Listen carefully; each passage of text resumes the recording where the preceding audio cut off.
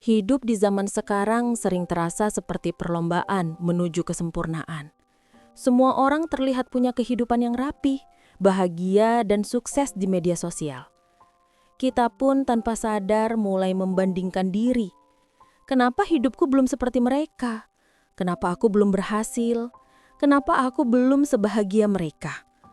Padahal kenyataannya, hidup tidak harus sempurna untuk bisa kita nikmati. Kebahagiaan sejati bukan datang dari pencapaian yang sempurna, tapi dari penerimaan dan rasa syukur yang tulus terhadap hidup yang kita miliki hari ini.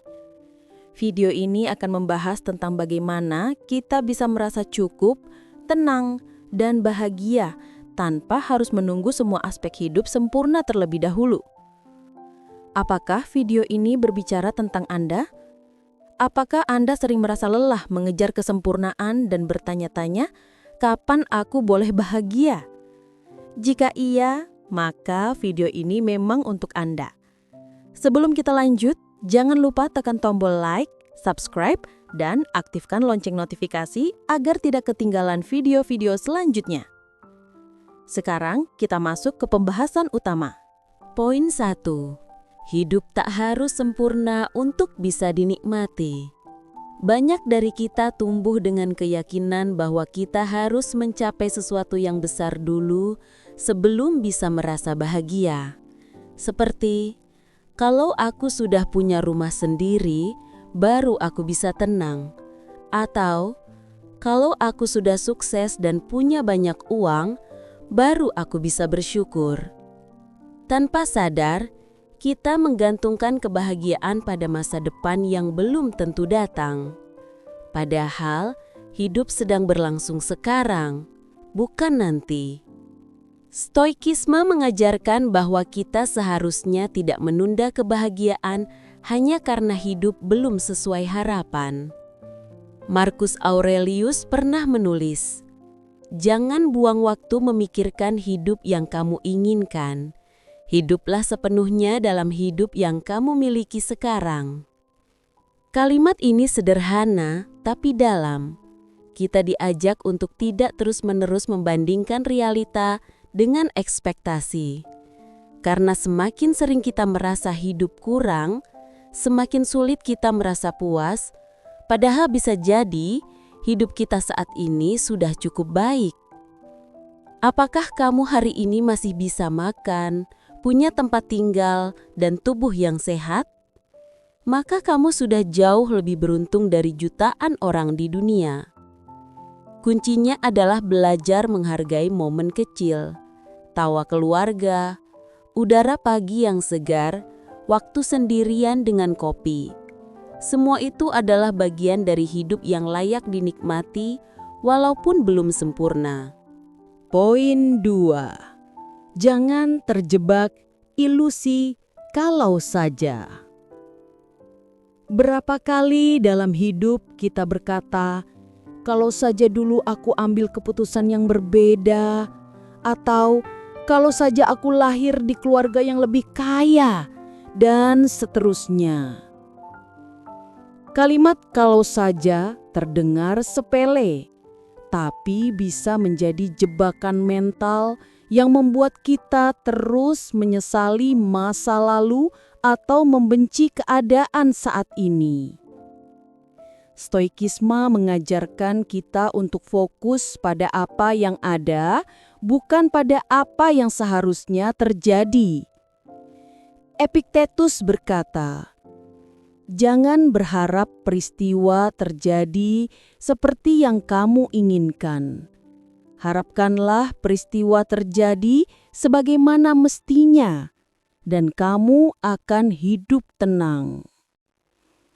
Artinya, menerima kenyataan bukan berarti pasrah, tapi kita berhenti melawan hal-hal yang sudah terjadi, lalu memusatkan energi pada hal-hal yang masih bisa kita ubah. Mengucapkan selamat tinggal pada kalau saja bukan berarti menyerah.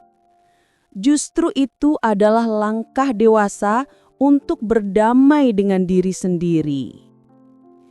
Karena semakin sering kita melihat ke belakang dengan penyesalan, semakin sulit kita melangkah ke depan dengan keteguhan. Hidup tidak bisa di-rewind, tapi bisa diperbaiki mulai sekarang. Poin 3. Berdamai dengan luka, bukan menutupinya. Setiap orang punya luka. Ada yang terlihat jelas, ada yang tersembunyi rapat di balik senyum dan tawa. Masalahnya, banyak orang mencoba melupakan luka dengan cara pura-pura kuat, sibuk terus, atau menumpuk pencapaian. Padahal, luka itu belum benar-benar sembuh. Stoikisme tidak mengajarkan kita untuk menjadu kebal rasa. Justru sebaliknya, ia mengajarkan keberanian untuk menatap luka, menerima kenyataan bahwa kita pernah disakiti, pernah gagal, pernah kehilangan, dan itu semua bagian dari menjadi manusia. Luka tidak harus dihapus, tapi bisa dijadikan guru. Marcus Aurelius pernah menulis, "Apa yang menghalangi jalan, itulah jalannya."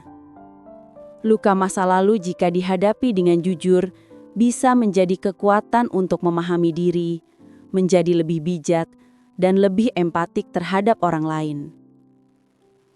Daripada menutup-nutupi rasa sakit, lebih baik kita peluk kenyataan itu. Bukan untuk terus mengasihani diri, tapi agar kita benar-benar bebas dari beban masa lalu.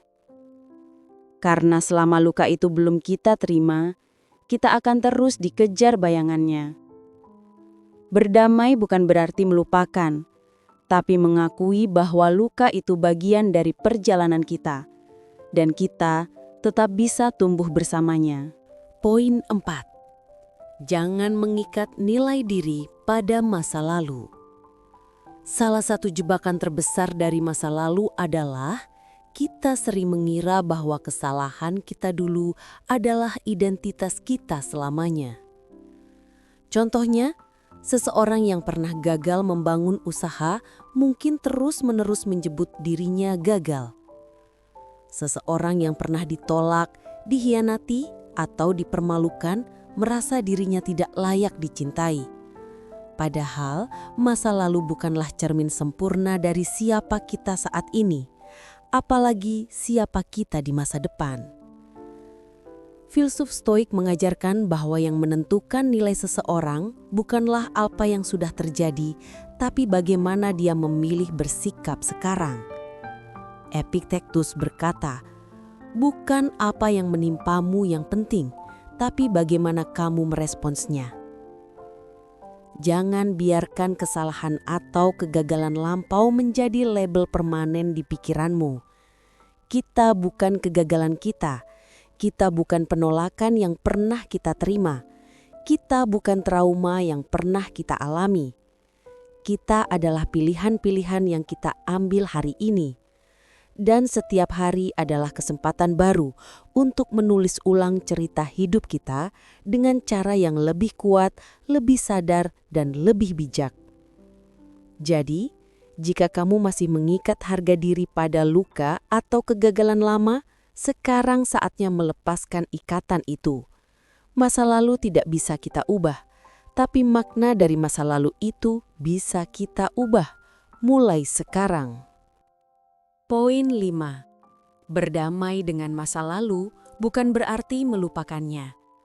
Seringkali orang salah paham, mengira bahwa move on berarti harus melupakan semua yang pernah terjadi.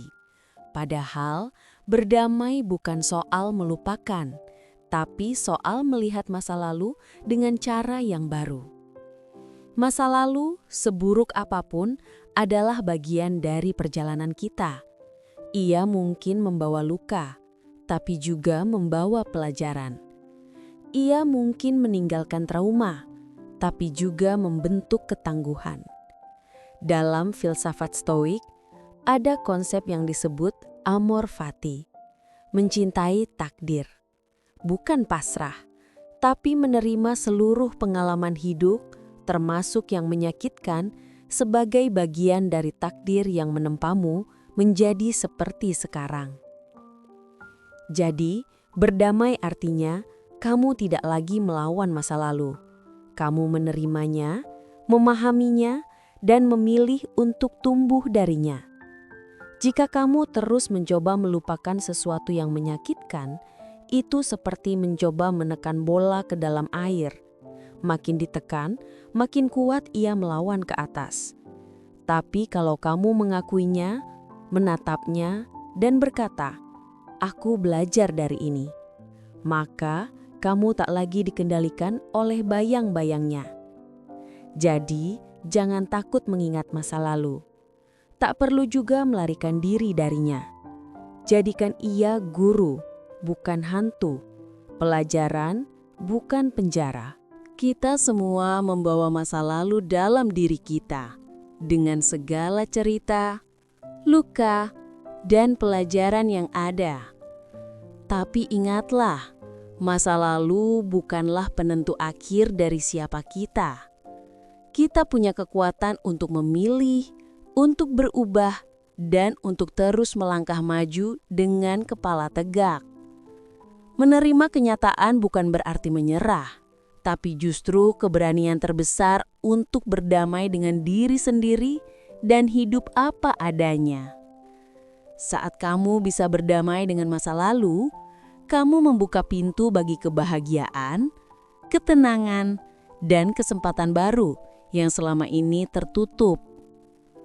Jangan biarkan bayang-bayang masa lalu menghentikan langkahmu. Jadikan setiap hari sebagai kesempatan baru untuk menjadi versi terbaik dari dirimu sendiri. Terima kasih sudah menemani perjalanan ini. Jika kamu merasa video ini bermanfaat, jangan lupa tekan like, subscribe, dan nyalakan lonceng supaya tidak ketinggalan konten inspiratif lainnya. Sampai jumpa di video selanjutnya. Tetap kuat, tetap semangat, dan terus maju.